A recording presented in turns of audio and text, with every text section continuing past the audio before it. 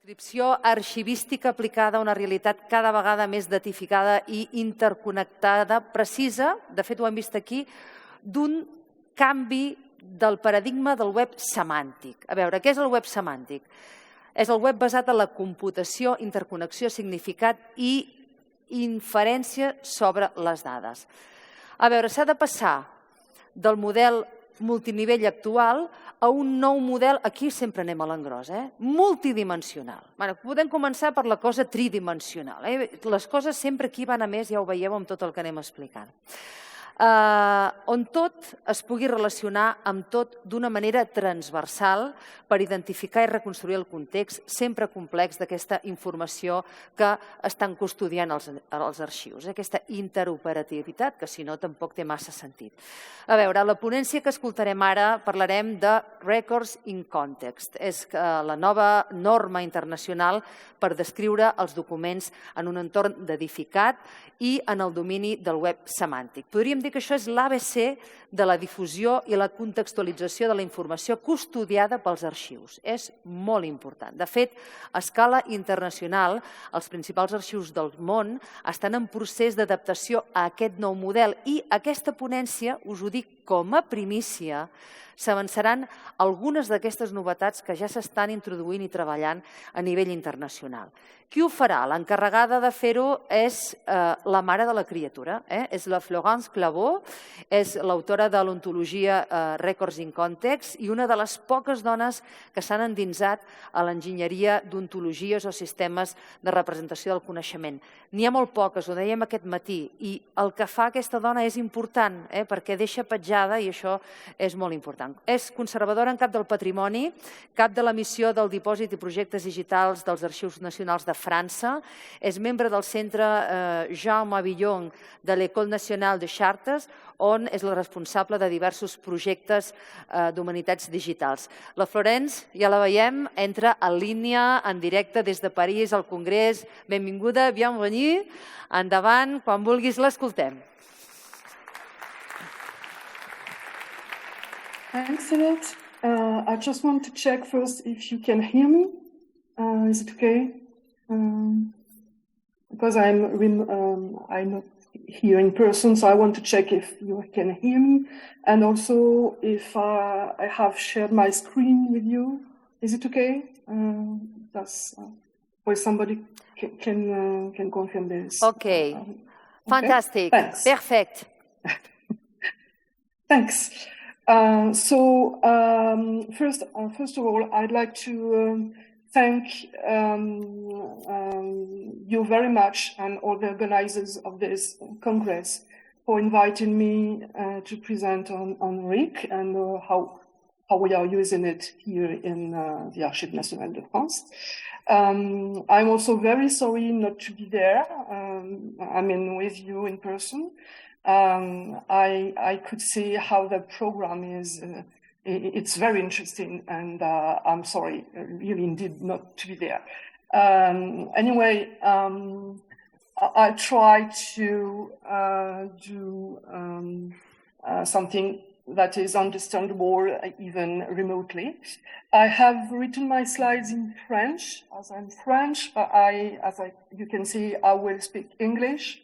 And I hope my English will remain fluent till the end, which is not really certain. So I apologize for this in advance. As it already has been said, I'm here on behalf of the International Council on Archives expert group of Clavaud description, which is now developing a new standard for describing archives, which is records in context. And within this group, I am the lead of the team that develops the ontology, RIC ontology. And I am also here on behalf of the Archives Nationales de France, where I am the head of the lab, which is a very small team, which works on research and innovation in digital in the digital domain. And in fact, we are working a lot on our metadata. my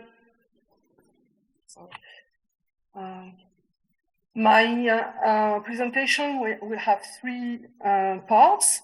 First, I'll try to provide you with an overview of what records in context is. I think at least some or many of you don't know exactly what it is. Then I will try to give an update on what is going on just now about RIC. And the third part will be about what we are doing with RIC and in particular with the RIC ontology here in the Archives Nationales de France. I'm afraid I will be compelled to say less than what I have written. I don't want to be too long. First of all, an overview on records in context, which I will name RIC. RIC is the new standard developed by the International Council on Archives for describing archives. It has been developed by a small group of experts, expert group on archival description, EGAD, that has been created in 2012, and of which I am a member from the beginning. And this group currently includes about 20 members, and a significant part of which have been renewed at the beginning of this year. And the members come from a lot of parts of the world, though not any part. For example, we don't have anybody from Asia, which is quite, and this is a pity, frequent in experts groups of the kind. We have persons coming from Europe, and among which we have one of your Spanish colleagues, whose name is Javier Requero, working in Valladolid and the Royal Chancellery. And we also have people from the US, Canada, South America, Africa, and Australia. And this group was mandated to develop a new standard for describing archives. And the standard, records in context, will have 4 parts when it is complete. The first one is a conceptual model, an abstract model, RIC conceptual model, RIC-CM. The second one is the ontology. It's a formal transposition of the conceptual model to RDF and RWL, which are the languages that enable to produce a model in order to define the vocabulary and rules applied to linked data sets. And in this case, it will be for linked archival metadata. And the third part is a small introduction to archival description. It's about the foundations and principle of this. And the fourth part, which doesn't exist yet, it's the only part that doesn't exist yet, is the application guidelines. Of course, we need to develop the model and ontology before writing guidelines.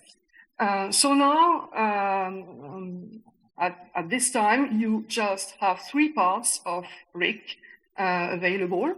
The ontology and the model are fully compliant to each other, and they are drafts, and the name is RIC and RIC-CM 0.2, since it's the second version of them. They were published in 2021, and we also published RIC Introduction to Archival Description in January 2022.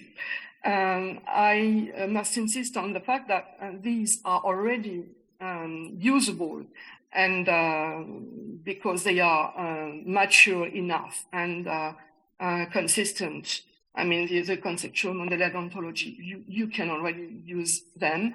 And the next version, on which I will say a few words in a few minutes, will be quite close to these 0.2 versions. Why RIC? Just a few words about the reasons, rationally, why we decided, along with ICA, to develop a new standard for describing archives. The first reason is that we already had, as archivists, 4 existing standards, conceptual ones, I mean, ISAG being the most known and the most frequently used. You also have ISA CPF for the description of families, persons, and corporate bodies related to records, ESDF for describing functions, and ISIA for describing institutional, repositories, institutions, or bodies that keep archives. And one of the issues is that these 4 previous standards were published at different dates and are not completely consistent to each other. So ICA wanted to get a unique standard that would replace those 4 standards and articulated the concept they had defined really consistently. I want to insist on the fact that there is no break. I mean, it's not,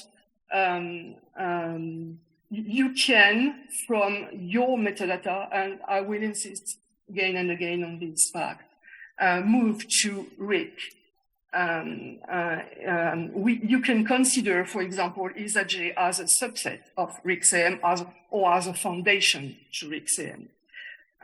We are still talking about archives, and we are just trying to move on and to provide something that would be better, but not something that would be drastically different. We still are keeping and describing records.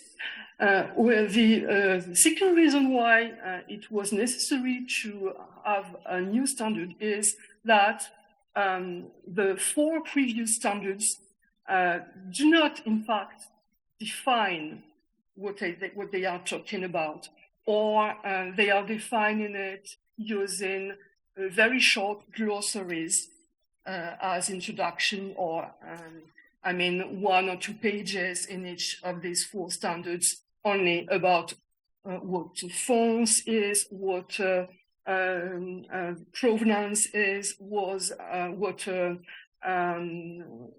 person is, etc. And these standards, in fact, are about description rules. And ICA thought that we needed something that would define what we are talking about, in fact. So from ISAG to RIC, for example, to RIC-CM, you can imagine that the glossary in ISAG is now exactly the full what RIC-CM is about. It's more than 100 pages about what we are working on, and not about how we should describe this. This is really important, either for us and also for our allied communities, to provide everybody with a really strong and consistent definition of everything we are handling and describing.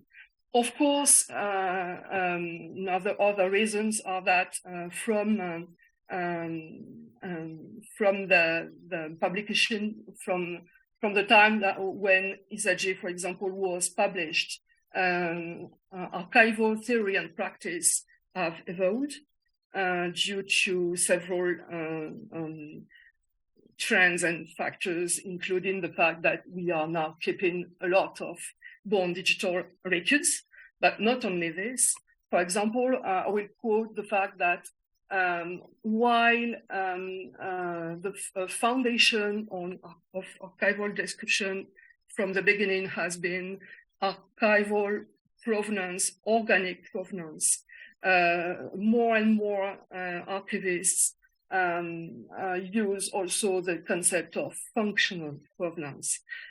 This is one of the trends and latest developments of theory that the 4 existing standards have not explored as much as Rick wanted to explore this. We also have to take into account the technology evolutions and the works in progress in other communities. For example, you know that in the libraries from 2017,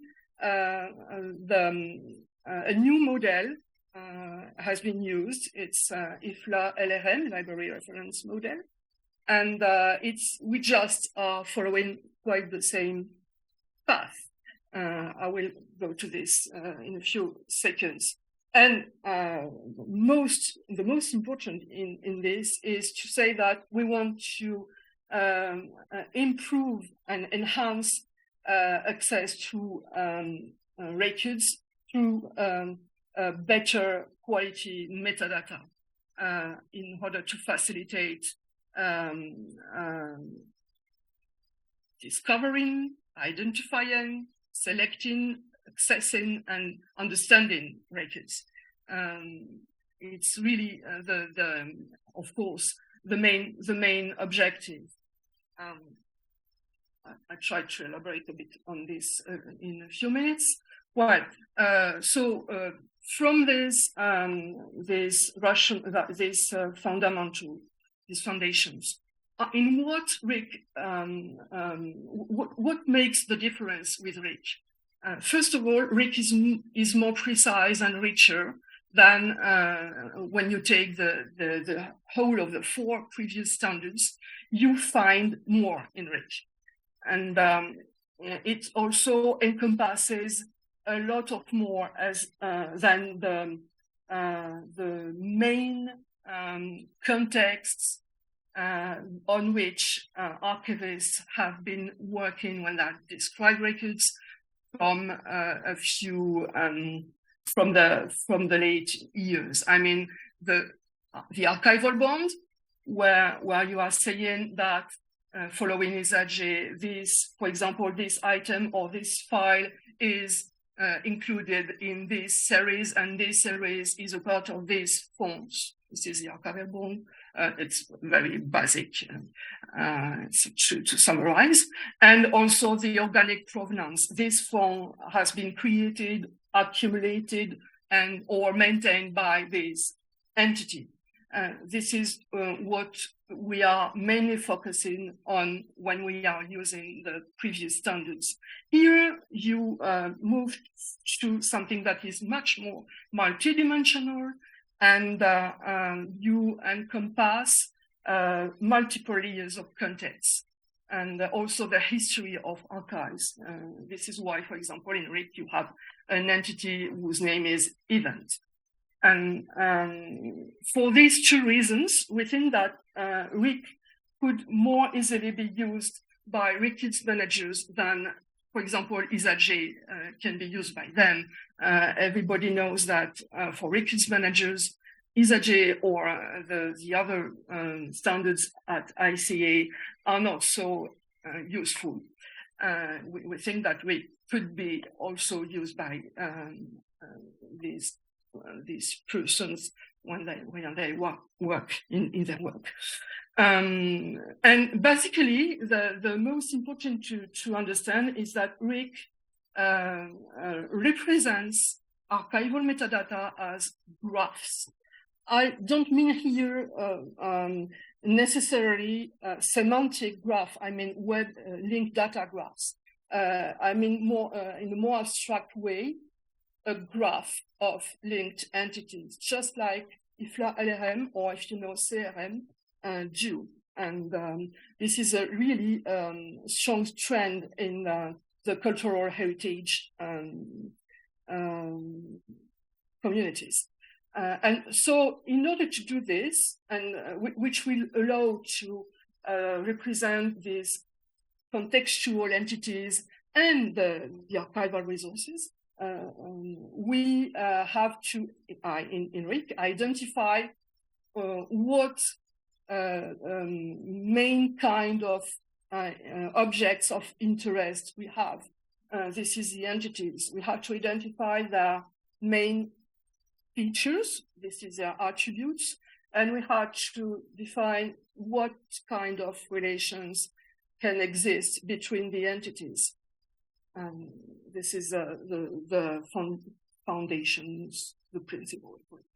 So basically, if you, on the right, to the left of this slide, you have what a classic ISAG implementation, for example, in EAD format, can enable you to do when you describe fonts or a group of records.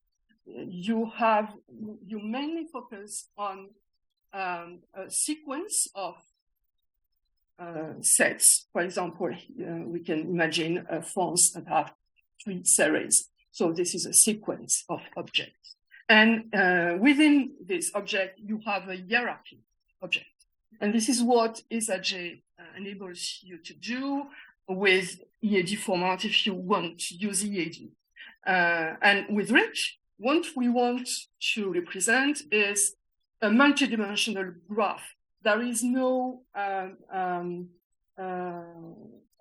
unique hierarchy. The hierarchy is present. You can represent a hierarchy of record groups in RIC, but it's not the only perspective we have. You have a graph that relates entities, and you can basically enter this graph from any kind of node you want. It may be a person, it may be an event, an activity, a date, and there is a multidimensional representation, and basically it's not closed. I mean, you can indefinitely add entities to this, what I will call a knowledge graph, as long as you know more about a person. For example, you discover that this person knew another one, you can add another entity and the relation between the two persons to represent this relation. And this is not the same as when you have this kind of finding aid to the left. This is an example here in our system, in current system in the Archives Nationales. You have a finding aid in ISAG and EAD, and this is an HTML view of this finding aid. It's a personal a font coming from a family and in the 19th century. And you can see there is here table of contents, and you can unfold this, and you get a hierarchy of objects. And this is the same, exactly the same metadata transformed into a graph transformed into RICO, where you can see that the font here is linked to a family, which is described by an authority record, and the family can be linked to other families or can include persons. Here you have the Archives Nationales de France as the institution that holds this font, etc., etc. And you can enter or explore this graph from any node or any relation you want to explore. This is we are moving from this to this, but the metadata, the existing metadata, have been transformed to this quite easily, and they have changed their nature, but it's not like we would have to start from zero. I mean, it can be done from our existing metadata. And it can be done from our existing metadata because RIC has been designed as something very flexible, which means that you can choose what you need in it. You can choose not to use some entities or attributes or relations in it if you don't want. For example, if you don't have the means, the human resources or the technical resources to describe them, or if you want to get something simpler or just keep the same level of granularity and accuracy you have, you can just quite easily move to RIC, but you can also enhance the accuracy and include other kind of objects in your metadata sets if you want. This is what I'm calling flexibility in this model. And it's also it can also be a step-by-step process. You have a hierarchy of objects, so you can choose to use the upper level ones and move to more accuracy later on. Use lower level ones, which would be defined as subcategories of the upper ones. This is what RIC-CM and RICO provide. And another important feature is that these are extensible, which allows you to, when you have a very specific need, when you work on very specific records, or have very not typical project, you can add to RIC some components, provided that you define them as sub-components or specializations of the existing ones, which is also very interesting. So basically, when you start a project with RIC, most often you will choose what you need. It's a framework. It's not a DTD or schema or a database model. It's a framework. You pick in it what you need. And you can also extend it if you want. And most often you'll do two of these. And this is why it's interesting. So a bit faster in RIC-CM, in the current version of RIC-CM, you have 22 entities, among which you can see that there is a record resource 1 that is a super entity for 3 other entities, which is very different from what ISAG or EAD say. They don't have this accuracy. You also have this instantiation entity, which is close to the premise representation 1, if you know premise. It's about the physical realization of a record resource. And while the record resource is the message conveyed by Record. You have agent as an entity, and there are a lot of subcategories of agents. You also have activity, which is a sub-entity of event, and 41 attributes, the features of these entities, and 78 relations defined between these entities. This is a more detailed view of the entities in RIC-CM. I don't have time for speaking more on this. And another diagram showing some of the main entities and one of their main relations. This is available free in GitHub if you want to get this diagram. On the ontology, it's available on the web, of course.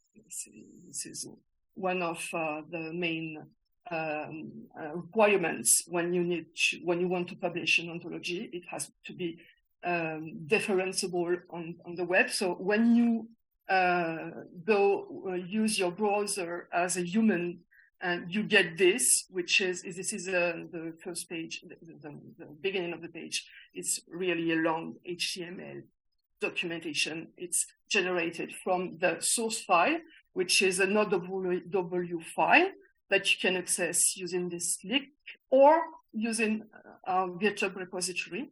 RICO is a public project. You can duplicate this GitHub repository, create issues and ask questions to the sub-team that develops RICO. You can also follow what we are doing.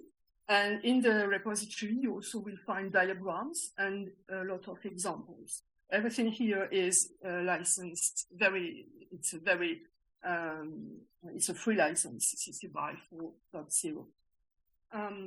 The ontology is a formal transposition of RICSEM 0.2. It's fully compliant with it, and which means that any entity, attribute, or relation present in RICSEM is present in RICO, but RICO includes much more than this, since technical representation necessary is more precise than global reference abstract framework. And it's also fully documented in English only for now, which means that any component in RICO has its textual definition, scope note in English, and also its label in English. It's also, of course, flexible, just as RICSEM. And in order to be immediately used from existing metadata, since we have massive quantities of existing metadata already, it provides implementers with 2 or more methods for representing something, quite vague one or a more complex one, quite often. For example, you have binary relations in RICO, for example, is or was leader of, that can connect a person and a group, just like in RICSEM. But in RICO, you also have an array relation, which is a class to represent this, which enables you to say that this relation occurred from this date to this date, can be described with this text, and also can be located in this place, and can have other links to other entities. And you also have a website on RICO, which tells, in particular, a few about the projects and tools already existing for this ontology. In order to summarize, it's a global reference model for describing archives, focusing mainly on the intellectual content of these archives, it's not about managing records, it's about describing them. It can be used for any kind of record, and it will open new paths if you use it, since it's based on the idea that what we are describing is in fact entities linked to each other. So basically, there is no drastic break between the former standards and this one, but if you move to RIC, it can also change everything. This is a few lists, a small list of what you can find on RIC 0.2 now on the web. I just want to quote some webinars in French of duration about 5 hours as a whole, that are very detailed ones and present this 0.2 version of RICSEM and RICO. And you also have a lot of resources in English, of course. Now, an update on RIC. For now, we are developing a 1.0 version, which means that it will be the first, it will not be a draft, but the first official complete version, thus a recommendation of ICA replacing the previous ones. This version is being expected at least by some institutions and early implementers of RIC. And we also know that some institutions or projects are waiting for this version to start with RIC. And of course, as we got drafts, it's important to get an official version. So it will be the first official version. We plan to release this in June. And this will be the model and the ontology. The guidelines will follow to be another step. To do this, we take into account comments we have received. We launched a call for comments on RIC-CM 0.2 in the end of 2021. And we also, as I already said, have this public repository on RICO, where you can react on RICO and suggest new features as some persons began to do it. So, of course, we have this open method, and we do hope we get more and more interest and more users who can really contribute to this standard. We know that already a lot of projects are using RIC, mainly RICO, for example, in Switzerland or in the Netherlands, also in the Archives Nationales of Singapore, in France, and it also has been studied within thesis and by students in France and abroad. And we also are in contact with other working groups that work on other standards that are close to ours. We have several members of EGAD that are also members of the groups in the Society of American Archivists that maintain EAD and EACCPF. It is very important for us. We have contacted the editorial committee of Premise Data Dictionary and Ontology, since we want to articulate the two standards. And we also are in touch with the working group at ISO that maintains and will start to prepare a new version of ISO 2381, which is about the metadata in records management. And this is what we are, what the context of our work, current work is. Well, this is some details about what RIC-CM 1.0 will bring.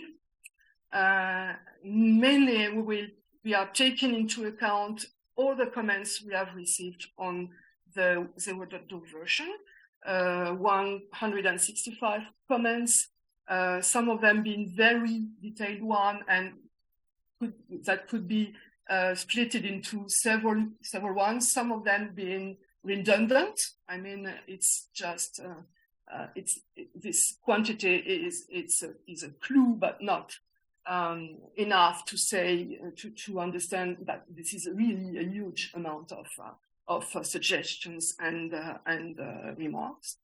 We will not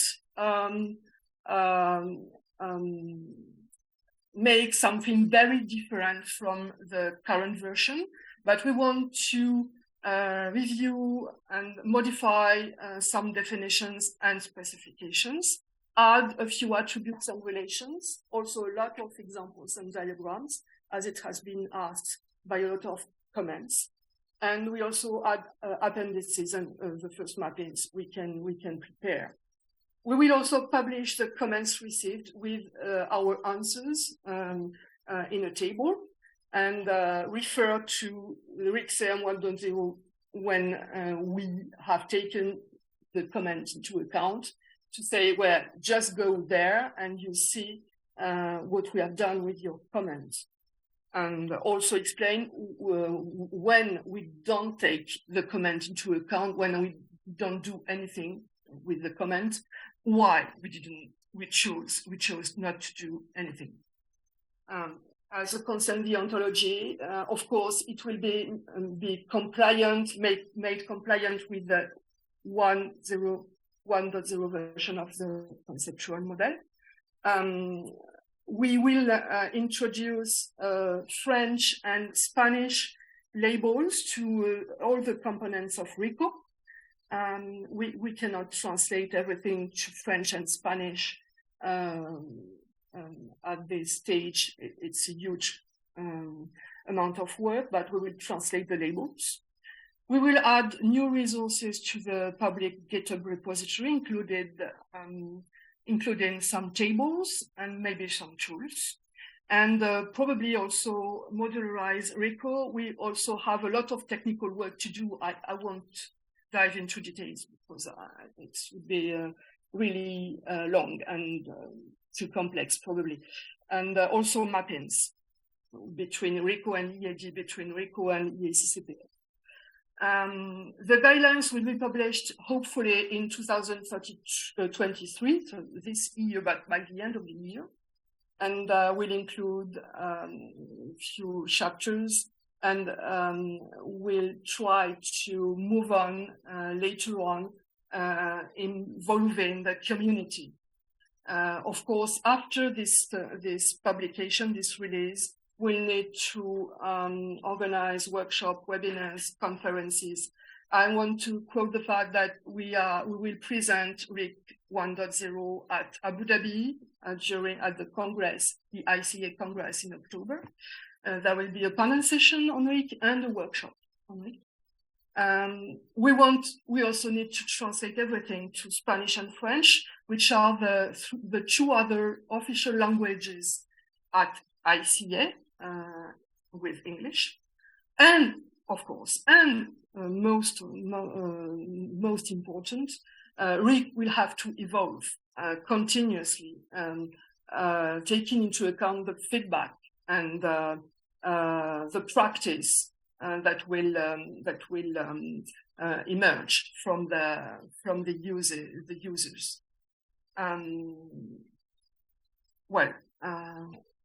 If you want to stay to get information and also to contact EGAD or talk about RIC with other users or archivists, which we have just created a group on Google Groups. It's not been announced, so this is the first time I am announcing it at a conference. And you already can register to the group. The conversations will be public, but if you want to start or contribute to a conversation, you must register, of course, to the group. It's really easy, and so don't hesitate to do this. We do hope there will be a true community. We will and whose members will exchange to each other and well, in the end, improve what we have done. A few words. Have I got a few minutes, or is it? I just want to check how many minutes I have.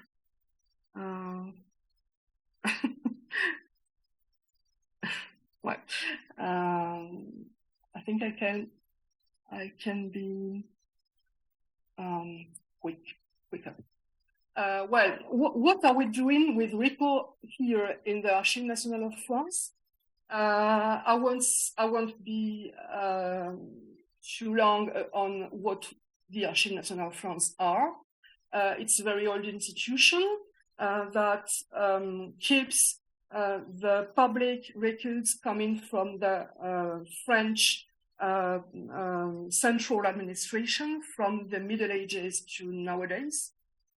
It's a really short summary, but it's quite correct. Plus the records coming from the public Parisian notaries and a lot of personal or private papers. With, for now, about 380 linear kilometers of analog archives and more than 70 teraoctets of digital-born records. And we have an information system which we call Salle des Inventaires Virtuelles, virtual reading room, where you can query our metadata. Our metadata are massive, more than 31,000 fineness in EGAD format, about 8 to 10 million description units in this, about 16,000 authority records in EAC-CPF, plus 20 vocabularies and much more. Textual databases, etc. These are constantly evolving. These are really heterogeneous. Even the EAD files, which are sharing the same format, have very heterogeneous content. I mean, they have been encoded from sometimes old inventories, and we also create new finding aids just now in our system, and this makes a lot of heterogeneity in these data. We have a lot of silos in our institution. The data are splitted in these silos. They are often redundant. It's difficult to handle and maintain, and even to know exactly what we have. I mean, what metadata we have. And we thus have several web interfaces for our users. We have the virtual reading room, but also other websites. We don't have an API, just a NoAEP MASH repository. And we need interoperability. And we also have a quite old information system now. Florence, 30 seconds, please. 30 seconds is not possible, so sorry, but... yeah? I'm sorry because I had prepared a lot of slides. Well, basically, it was about our project. We considered that we could help group our data, standardize, make them improve their quality, and as they in fact there is an underlying graph beyond the EAD and the CCPF file. And so we started to work on this topic, this huge topic, outside of the information system. We first built a proof of concept, which was the first one using RIC in the world. It was released in February 2018, and it's still online. And it worked really and was a success. And from this, we decided to move to a large scale and develop a tool for converting our EAD and EAC-CPF files to RECO datasets. It's an open source tool. You can find it online and you can use it. It's documented in English, reliable, very powerful, easy to install. And yes, I always said this, open source. And it allows us to convert everything we have in EAD and EAC-CPF in a few minutes and to replay this. We also started a long-term program to enrich semantize and publish authority records and vocabularies. They are already available on GitHub, and they are semantised in RDF, and of course, I cannot. I will switch to the next slides. And also, we last year we worked on developing tool for providing our users with an interface to query and explore the graph we had. So it's available online. It's been available online from June 2022, and it's using Visual Query, Sparkle Query Editor. Basically, you don't need to know Sparkle, and you don't need to know Rico to query the data we have.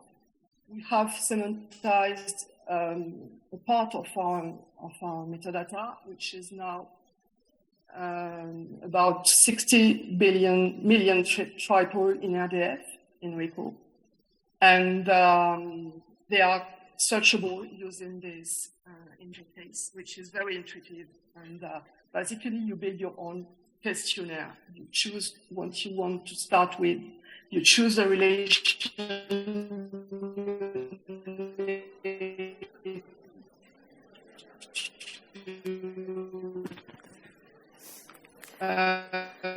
Ara rieu, Jo. The first entity to the other one. You can go back quite easily. You can export the data. And it's a really interesting outcome. I'm just want a few seconds more. As a conclusion, Rico, it works, and it works at a large scale. And it can be useful for everybody, for archivists and for end users, since with this technology, you can query the data a way you couldn't do with classic metadata formats. You can ask new questions, and it's really, really powerful and interesting. And these projects also help us to get a better knowledge of what we have, and get a better quality for our data. But it's a work in progress. It's a huge project, and we need to do a lot of things. Well, if you want to contact me, please don't hesitate. Would it be on RIC itself or on what we are doing here? And also available for questions, of course. Thank you very much. Merci beaucoup, Florence Clavaud. No faré resum, perquè estem molt fora de temps. Quedem-nos que aquest RIC, aquest Records in Context, és més inclusiu, més flexible, més participatiu i més ric, i que aquest juny tindrem la versió 0.2 amb tots aquests comentaris que s'han anat recollint. Moltes gràcies, merci beaucoup, des de París i abans.